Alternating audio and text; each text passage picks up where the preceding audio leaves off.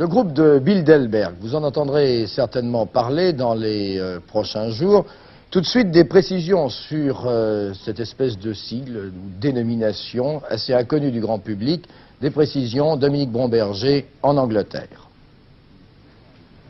Torquay, station balnéaire de 60 000 habitants, sera pendant 3 jours la capitale officieuse du monde occidental.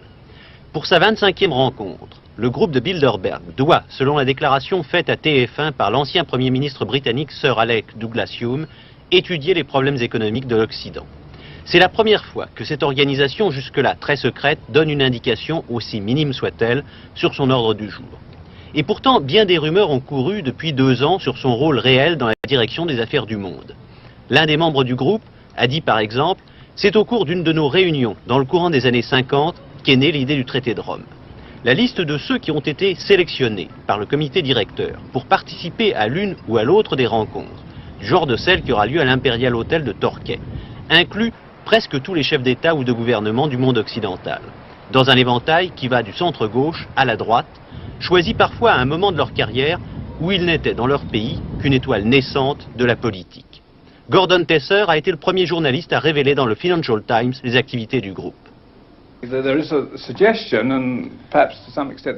est possible, et cela semble même certain, que si l'on a été sélectionné pour participer à une rencontre du groupe de Bilderberg, il y a une sorte de courant qui vous entraîne vers les sommets du pouvoir.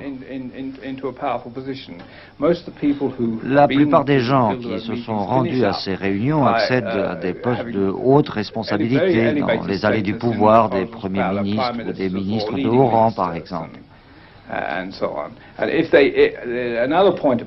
Et si vous arrivez à un poste très important sans avoir été sélectionné par les gens du groupe, eh bien vous serez immédiatement appelé à en faire partie.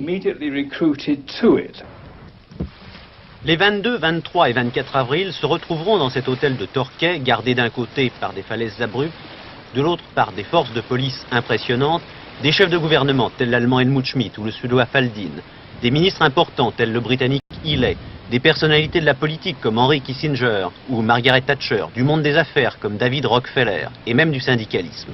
Mais il n'y aura à l'issue de ces conversations ni déclaration ni communiqué. La réunion de cette année constituera un tournant dans l'histoire du groupe de Bilderberg. Que la date et le lieu de cette réunion aient été connus à l'avance constitue en effet un événement sans précédent, que ce soit à la suite d'indiscrétions voulues ou non.